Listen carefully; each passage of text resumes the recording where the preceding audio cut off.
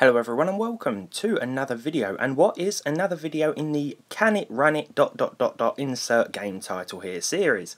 In this series we take old games, ones that have pretty low system requirements by today's standards like Minecraft and GTA 4 for example, and give them a modern overhaul using various tweaks and graphical mods, in an attempt to get them looking more 2019.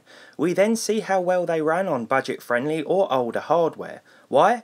Well, sometimes revisiting an old game years later can leave you a little disappointed, maybe because the graphics aren't as good as you remember, and modding them sometimes gives them a new lease of life, but it can also make these games a lot more demanding. And that's the case with today's one, Fallout New Vegas. With the untouched vanilla settings, which basically means how it looks without any tweaks, the 2010 addition to the Fallout series looks a little dated. After all, it wasn't exactly regarded as a graphical masterpiece when it came out, but I did always find that it offered a certain charm. The orange overtones really helped add to the whole Western vibe. Furthermore, because of this, it meant Fallout New Vegas could run on pretty much any dual-core CPU and pretty much any GPU since the 6600 GT. And for me, that was music to my ears, considering I was just making the switch to PC gaming on a very tight budget when this came out. But let's say you're not a fan of these graphics, you want to make it look a little more up to date, but you also want to know if and how this will hurt performance. Well, wonder no more. Whether or not a particular graphics mod makes a game look better is entirely subjective, so what I've done here is used a combination of some of the most widely used and highly praised enhancements to overhaul this game. In fact, I pretty much followed this awesome article on medium.com, a link to which will be in the description as it details every mod I've used. It also tells you how to install these mods, but if you want a detailed video on that, well, I'd be happy to make one at some point. So, after downloading Nexus Mod Manager, as well as a ton of graphical tweaks from the New Vegas Nexus website, including NMC's texture pack, cluttery textures, lighting overhauls, Nevada Skies weather mod, improved weapon textures, and most importantly the Onyx ENB, plus everything else you see here, this is how my game now looked.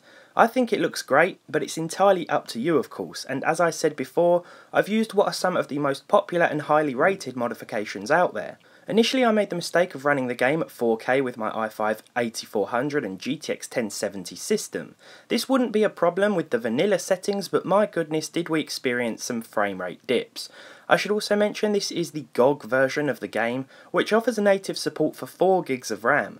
If using the Steam version you'll need the 4 gig patch mod, otherwise any graphical enhancements will cause the game to stutter, or stutter worse. Some of these mods, usually texture ones, will also have different size files you can download. For example, the NMC texture pack I'm using offers a low, medium or large download. The texture sizes will therefore vary. Because I wanted to go all out, I'm using the large pack, which consists of 2048 by 2048 resolution textures, but in reality you'll want to carefully make your choice based on your specific hardware. So, to start with, I took another quick look at the 1070 at 1080p resolution, and found that while we averaged 60 FPS there were still some frame dips here and there. I've got VSync on and the game is capped to 60 FPS naturally. Removing this cap isn't worth it as it made things worse stutter-wise, caused a few graphical glitches and broke the physics. It's just one of those things. So let's look at the budget-friendly GTX 1050, a card that has become a favourite of mine over the last year or so, thanks to its plug-and-play nature. The palette version I'm using requires no external connectors and can therefore be used in a wider variety of machines. At 1080p resolution the game granted us 45 FPS on average. This was worked out by taking the figures from a Good Springs walkthrough, a less demanding area of the map, and combining them with the figures taken from the New Vegas Strip, a more demanding area of the game. Actual results may vary as New Vegas has quite a large map, and different parts of it perform totally differently to each other. If like me you install the Nevada Skies weather mod and realistic dust storms as well, then the different conditions will also affect performance differently. It really is a very mixed bag. One thing's for sure though, all these changes make New Vegas very demanding indeed. You could set the game to 720p for a 60 FPS average, but I'm not sure it's worth the graphical sacrifice, considering you'll still see some major frame dips here and there. Moving on to an AMD card now, and this time it's the turn of the 2GB R9 380, the likes of which can easily be picked up for less than £100 or dollars on eBay. This GPU averaged 58 frames per second, though in a lot of areas it stuck to 60. This was a better result than I anticipated, considering 4 gigs of VRAM is recommended for some of these texture packs. All of the gameplay was recorded externally using a capture card and another PC, but I should mention that for some reason the R9 footage here looks a little juddery. This wasn't the case in reality, and as you can see by the 1% and 0.1% lows, things stayed pretty smooth. I'd say that this card, the R9 380 or an Nvidia equivalent, say the GTX 770, would be the minimum hardware necessary for a close to 60 FPS experience with all of these mods installed, as well as the ENB series. Next up, I thought I'd try the onboard Vega 3 graphics of the AMD 200GE Athlon APU.